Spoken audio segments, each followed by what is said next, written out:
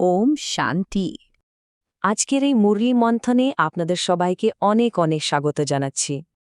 আজকের মুরলির একেবারে কেন্দ্রে যে কথাটা বাবা বলছেন সেটা হলো মিষ্টি বাচ্চারা, প্রাণেশ্বর বাবা এসেছেন তোমাদের প্রাণ দান করতে। কিন্তু ভাবার বিষয় হলো এই প্রাণ দান করা এটার আসল মানেটা কি? আসলের মানে হলো তমপ্রধান মানে অপবিত্র অবস্থা থেকে শতপ্রধান অর্থাৎ একদম পবিত্র অবস্থায় ফিরে আসা। দেখুন, এই একটা লাইনের মধ্যেই কিন্তু লুকিয়ে আছে একটা বিরাট পরিবর্তনের চাবিকাঠি। তো চলুন আজ আমরা এই রহস্যটাই একটু বোঝার চেষ্টা করি। তো চলুন একদম শুরু থেকে শুরু করা যাক। বাবা প্রথমেই বলছেন আমাদের চারপাশে দুনিয়াটার দিকে একটু তাকাতে। এই যে এত কেয়স, এত অশান্তি, এর মূলটা কোথায়? মুরলিতে বলা হচ্ছে এর কারণ হলো আমাদের এই পাথর বুদ্ধির জগৎ। প্রশ্নটা কিন্তু খুব সহজ, তাই না? কিন্তু এর উত্তরটা আমাদের সবাইকে ভাবায় যে আজ পৃথিবীতে এত অশান্তি কেন? কেন মানুষ একে অপরের বিরুদ্ধে দাঁড়িয়ে যাচ্ছে? মুরলির একটা অসাধারণ খুবই গভীর একটা ব্যাখ্যা আমাদের দেয়। বাবা বলছেন, ভাবুন একবার, মানুষ আজ নিজেরই বংশকে শেষ করে দেওয়ার জন্য কত রকম বিধ্বংসী জিনিস তৈরি করছে। কিন্তু সবচেয়ে অবাক করা বিষয়টা কি জানেন? বাবা বলছেন এটা কিন্তু নতুন কিছু নয়, এটা একটা বিশাল চক্রের অংশ যা বারে বারে ফিরে আসে। আচ্ছা, এই যে অবস্থাটা, এর মূল কারণটা কি? মুরলি বলছে এটা হলো তমপ্রধান অবস্থা। এর মানে কি? মানে এটা হলো অপবিত্রতার একদম শেষ স্তরটা, যেখানে আমাদের বুদ্ধিটা বিবেক পাথরের মতো শক্ত হয়ে যায়। আমরা ঠিক আর ভুলের মধ্যে পার্থক্যটাই করতে পারি না।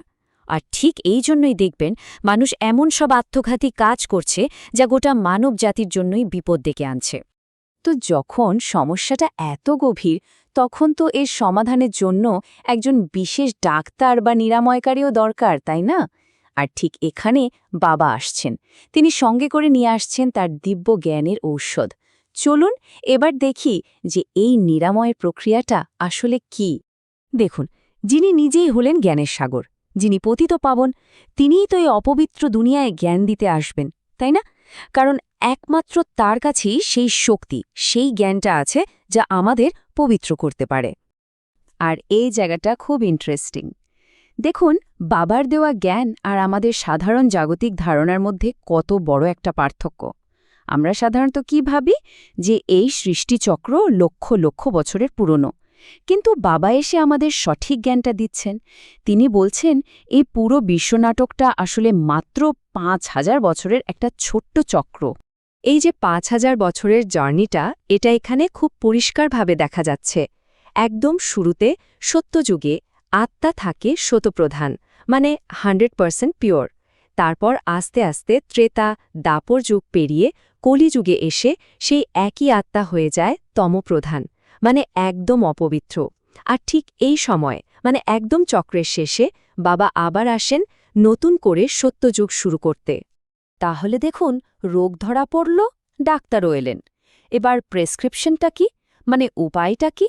বাবা বলছেন আত্মার জন্য একটা খুব সহজ কিন্তু ভীষণ শক্তিশালী জ্ঞানের ইনজেকশন আছে। এই যে আধ্যাত্মিক ডাক্তার বাবা, তিনি আত্মাকে একটা খুব সহজ জ্ঞানের ইনজেকশন দেন। আর সবচেয়ে বড় কথা হলো, এর জন্য কোনো কঠিন সাধনা বা শরীরকে কষ্ট দেওয়ার কোনো ব্যাপারই নেই। এটা পুরোটাই একটা সহজ উপলব্ধির বিষয়। আর এই ইনজেকশনটা হলো এই ৩টে সহজ স্টেপ। ১ নম্বর, গভীরভাবে এটা অনুভব করা যে আমি এই শরীরটা নই, আমি একটা আত্মা। ২ নম্বর, সেই পরমপিতা বাবাকে মনে করা, তাকে স্মরণ করা। আর ৩ নম্বর, নিজের মনবুদ্ধিকে এই দুনিয়ার সব কিছু থেকে সরিয়ে নিয়ে ওপরের দিকে নিজের আসল বাড়ি, মিষ্টি ঘরের সঙ্গে জুড়ে দেওয়া। আর এই অভ্যাসটা যে কতটা সহজ ভাবুন। এর জন্য হঠযোগের মতো কোনো কঠিন আসন বা শারীরিক কসরতের একদমই দরকার নেই।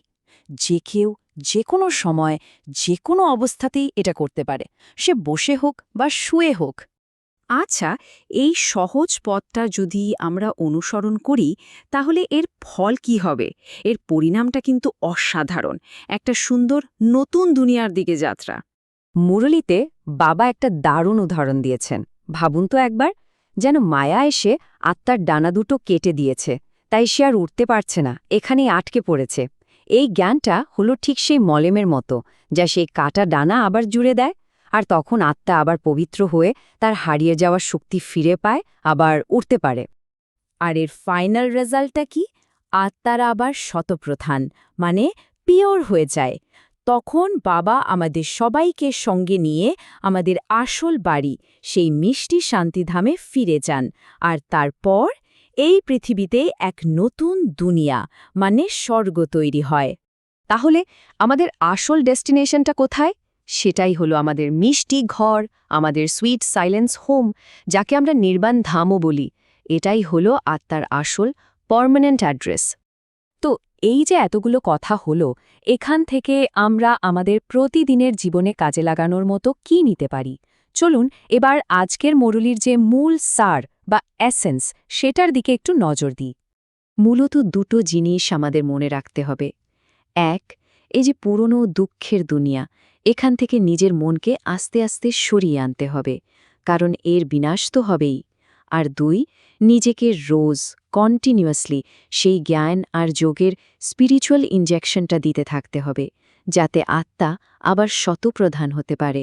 আর সবসময় নিজের বুদ্ধির কানেকশনটা আমাদের আসল মিষ্টি ঘরের সঙ্গে জুড়ে রাখতে হবে।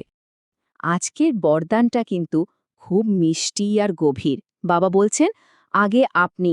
এই সহজ কথাটা যদি আমরা জীবনে কাজে লাগাতে পারি, তাহলেই আমরা বুদ্ধিমান আর মুকুটধারী হয়ে যাব। মানে, যখন আমরা বিনয়ী হয়ে অন্যকে সম্মান দিই, অন্যকে আগে বসতে দিই, তখন আমাদের জন্য সেরা আসনটা কিন্তু অটোম্যাটিক্যালি তৈরি হয়ে যায়। আর একদম শেষে আজকের স্লোগান আমাদের একটা গভীর অনুভবের রাস্তা দেখাচ্ছে। যদি আমরা সেই অব্যক্ত স্থিতি, মানে সূক্ষ্ম জগতের এক্সপিরিয়েন্স করতে চাই, তাহলে আমাদের অন্তর্মুখী হতে হবে, মানে নিজের ভেতরে তাকাতে হবে, আর একাকিত্বকে নিজের সঙ্গী বানাতে হবে। আজকের মুরলী মন্থন এই পর্যন্তই। ওম শান্তি।